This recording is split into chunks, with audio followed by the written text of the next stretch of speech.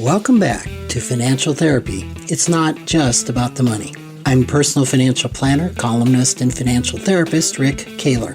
Research tells us that 90% of all financial decisions are made emotionally, not logically. For nearly 4 decades, I've been helping people make better money decisions. So what makes my financial worldview different from most financial experts? I blend the nuts and bolts of financial advice with the emotions that drive making them. Good money decisions are not just about the money. So let's get started with today's episode. Well, welcome back to part 2 of why financial therapy fails.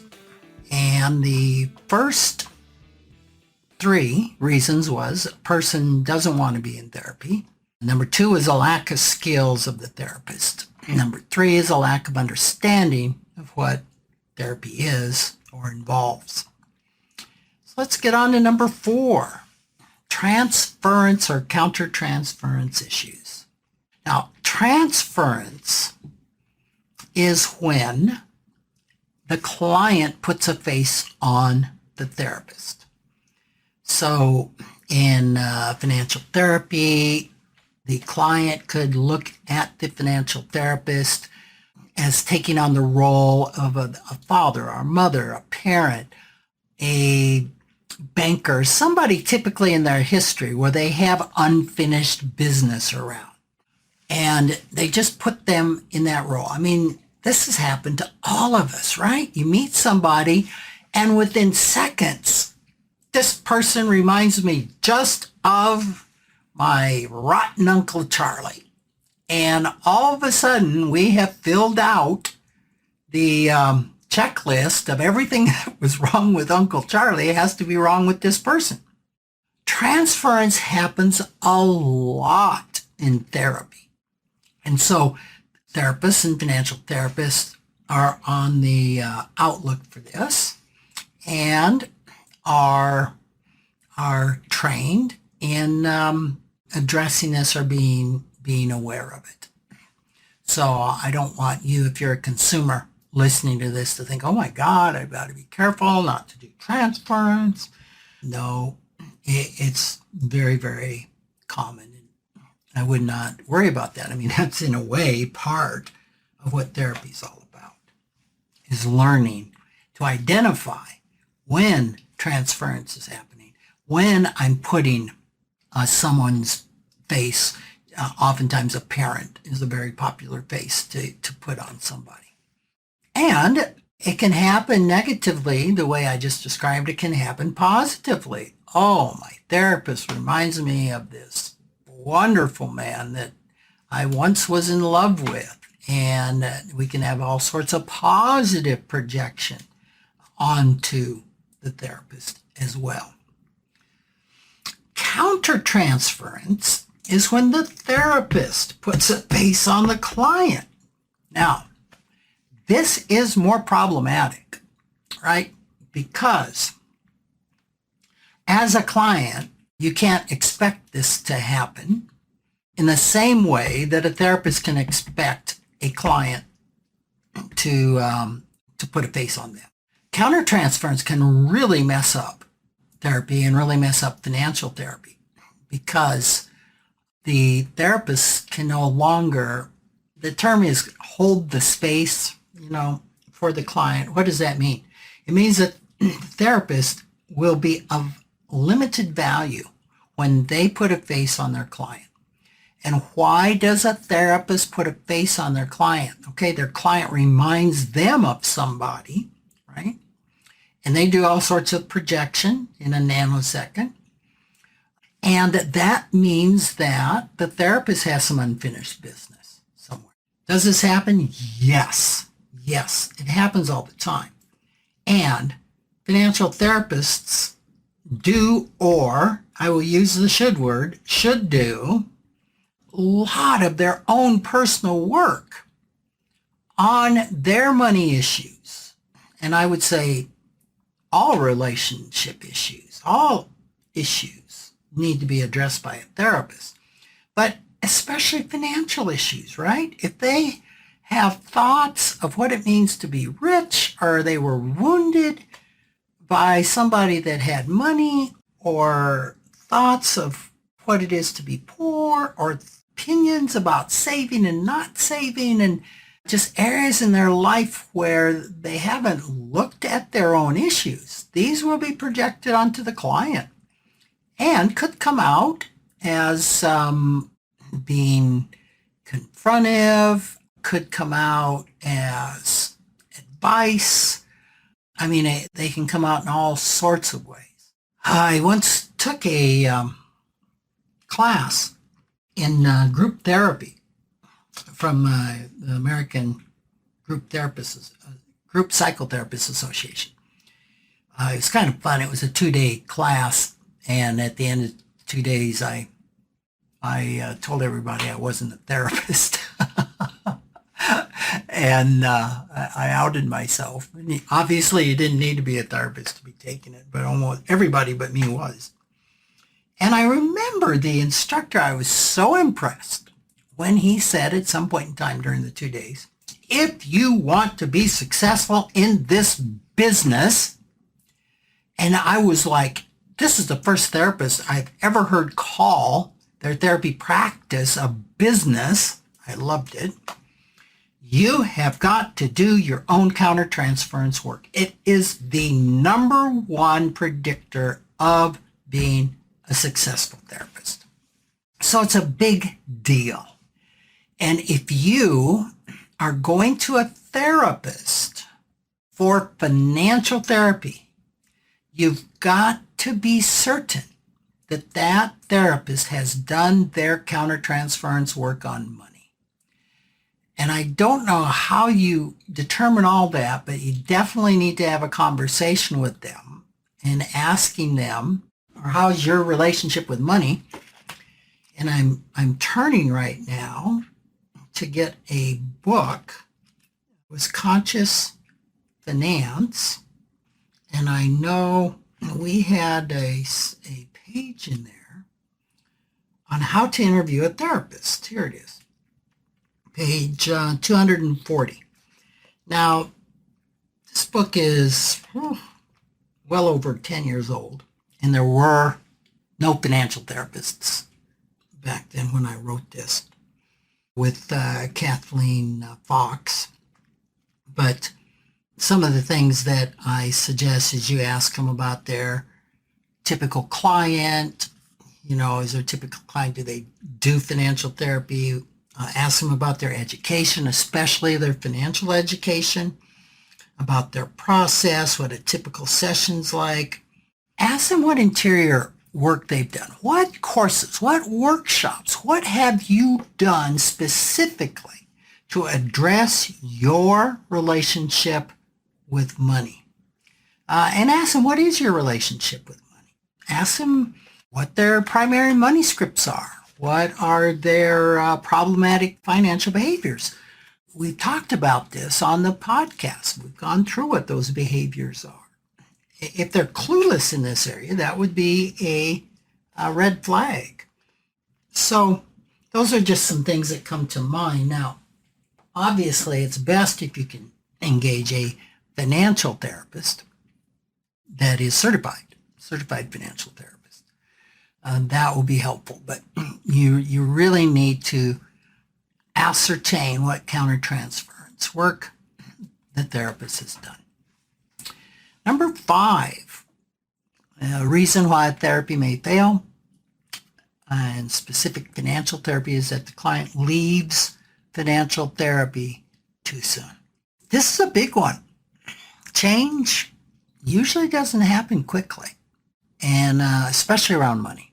I've had clients that have been engaging in some form of financial therapy for years that haven't made a huge amount of progress toward their goal. So change, and any change, doesn't happen quickly. The change in therapy that would happen quickly, I would suggest to you, is cognitive change. And that's where the client just needs more information on how money works. Like, oh, you can't spend more than comes in. Got it. I'll slash this, and this, problem solved. Or, oh, I need to be saving much more for my retirement. $500 a month isn't much. I'll start saving $2,000. Got it. All right. That type of change, and I don't have research for this, but I'm saying that it works in 20% of the cases, 80% of the cases. It goes much deeper. Most people seeking out financial therapy have already tried reading themselves to financial health, and it hasn't worked. Or tried to change their behavior, and it hasn't worked. Changing a behavior, and especially a financial behavior, isn't easy. It takes time, sometimes a long time. And to that end, financial therapy can be expensive.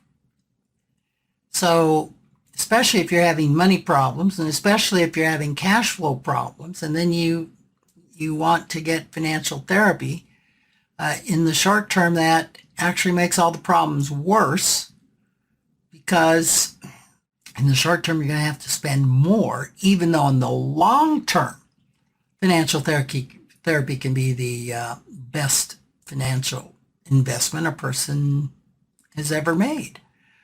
But oftentimes it means spending thousands of dollars, tens of thousands of dollars to eventually turn that into hundreds of thousands or even millions of dollars. And of course, there's no guarantee that the financial therapy is going to work for all the reasons we're talking about.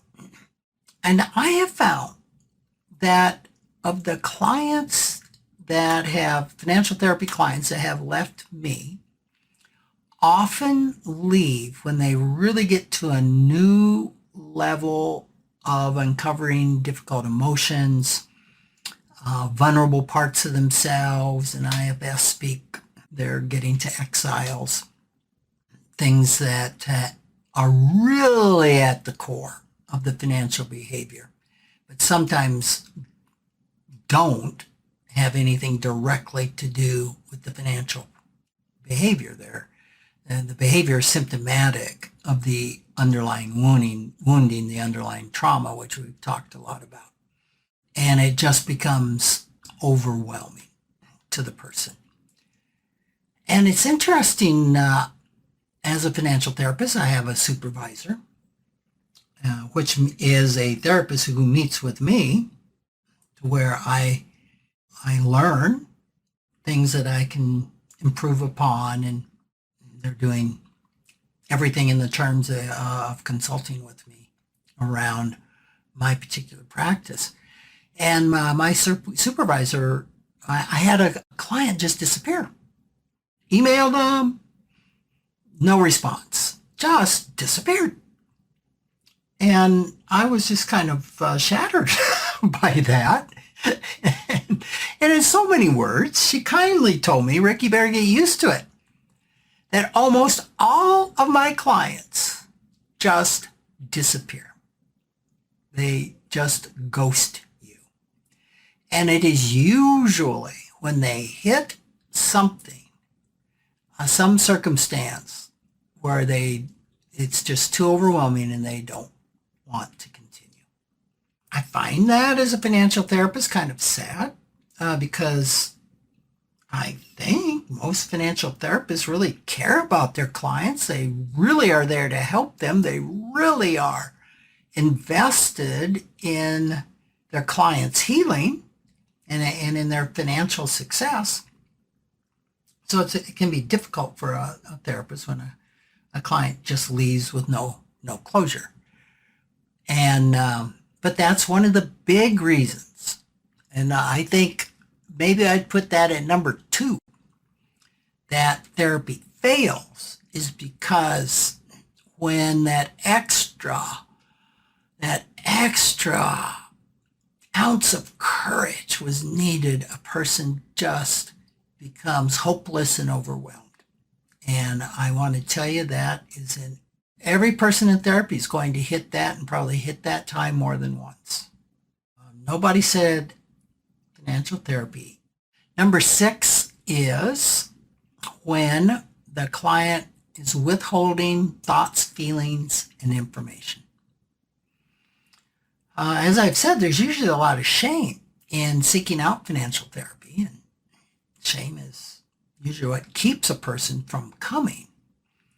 So it's there, and there's often shame in even disclosing to the therapist some of the most core issues that might be really important for the therapist to know.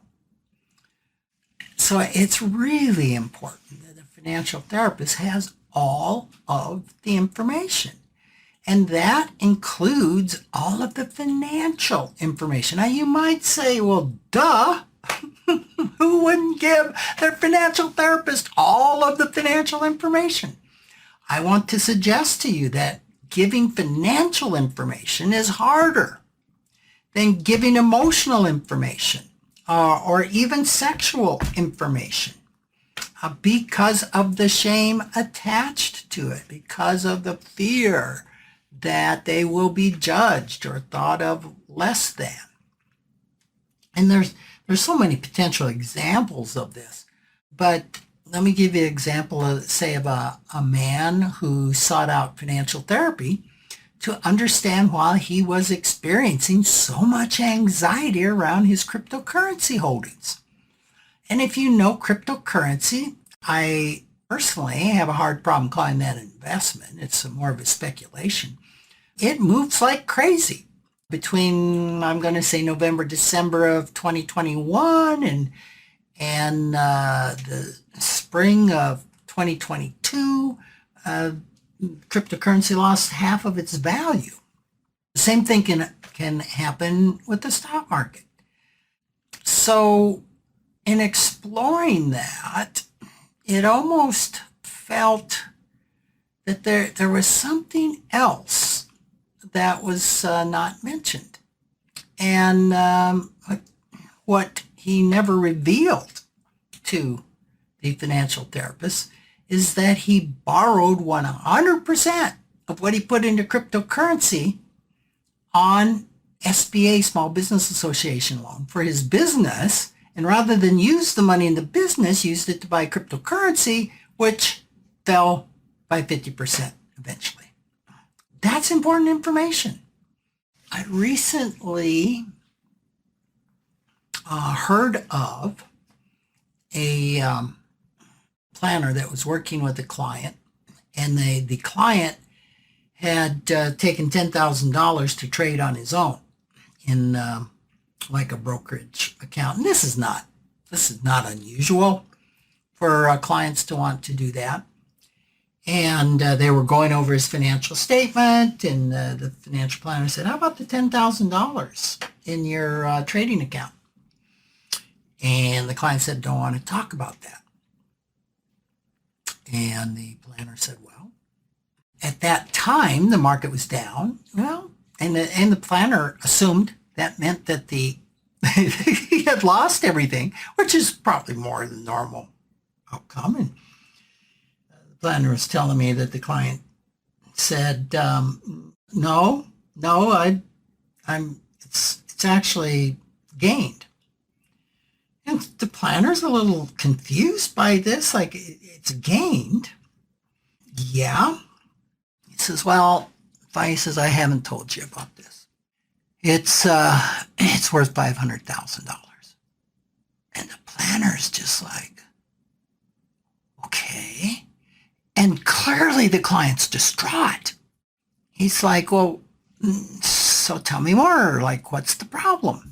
The client is, well, it was worth $2 million, and it's fallen to $1 million, and I just can't stand it, and all the remorse, and why didn't I sell? Finally, that was the information that put a light on why this $10,000 account was causing him so much grief. So withholding thoughts, feelings, and information. And that can also be withholding thoughts and feelings about the therapy process and about the therapist.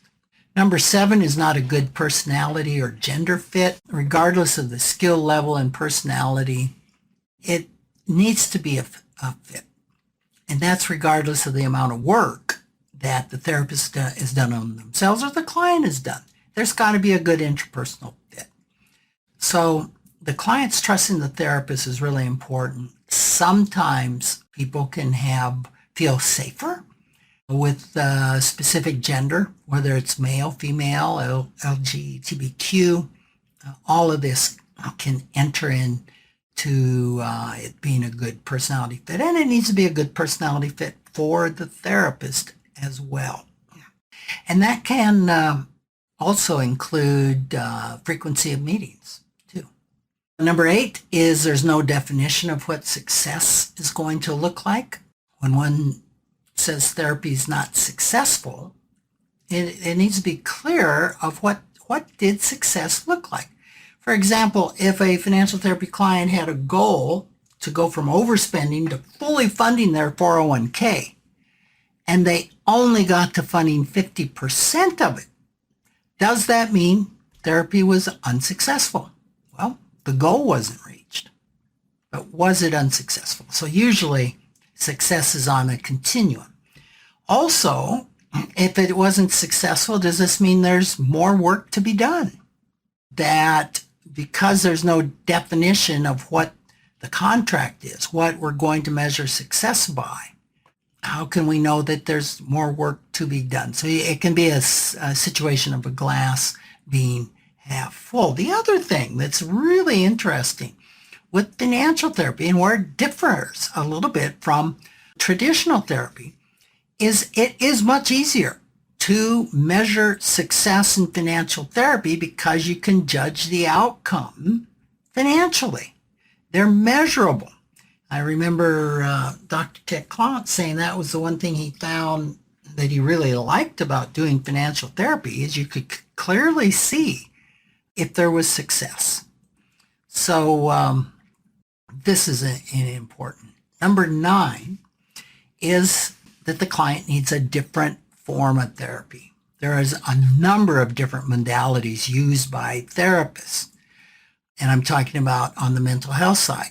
Some of the more popular are psychodynamic, behavioral, cognitive, humanistic, and integrative, which is a blend of all the other ones I just went through. And then within each of these are submodalities of specialization. For example, in psychodynamic is where internal family systems therapy would fall. But that can be much different from other types of psychodynamic therapists. So no therapist or financial therapist is a specialty in every modality, and not every modality is a fit for every client. And even to make it a little more complex for financial therapists, every financial therapist has varying degrees of financial training, as I said on the last podcast. Some can be specialists in cash flows and budgeting, others in complex estate planning. Some can be CFPs. Some are more in the cash flow, say, arena. Some financial therapists can have a master's in clinical mental health counseling, and others not have a master's, like myself. Even though I am a certified IFS practitioner, that's my modality. That's my specialty. I am not going to use Gestalt therapy, cognitive behavioral therapy, other modalities. And one modality doesn't fit everybody. So this puts a lot of responsibility onto a client to interview financial therapists to be clear of their specialty in finance and financial planning, what their training is there, and what their training is on the therapeutic side. That's a lot of due diligence that needs to be done. Finally, the reason financial therapy fails is it's unaffordable. And now this is almost an oxymoron when applied to financial therapy, right? But unfortunately, financial therapy is expensive. And it's expensive when you consider that it's almost never covered by insurance. And it's also not subsidized by any government agency that I know of. And it takes more training to be a financial therapist. You've got to have the financial planning training. You've got to have the mental health training. So costs can range from $150 to $600 an hour, depending on your location, depending on the expertise of the financial therapist. Some financial therapists will require that you do at least 6 sessions before judging the progress. And if they're $250 an hour and you go 90 minutes, you can easily have $2,000 to $3,000 invested just at the get-go. If financial therapy is unaffordable to you, consider finding a financial therapist that does groups, because groups can be half the cost often of one-on-one therapy. Or look for an online therapist that may be a little more reasonable. So next time you hear someone or yourself saying therapy failed, financial therapy failed, it invites a deeper conversation. There's a lot of reasons, nuances to explore. Efficient and effective financial therapy is about doing the hard work to increase emotional and financial well-being. It takes courage. And my experience is that if a person's ready and willing to do the hard work, be open with their therapist, persist during the times that they want to quit, they will usually witness significant and progress toward emotional and financial well-being. Thanks for joining me. Thanks for joining me, Rick Kahler, for another episode of Financial Therapy. It's not just about the money. This is where I combine the nuts and bolts of financial advice with the emotions that drive making them. Remember, every financial behavior, whether it appears illogical to you or others, makes perfect sense when we understand the underlying beliefs, feelings, and thoughts. Sign up for my weekly blog at financialawakenings.com. I hope you'll join me again for our next episode.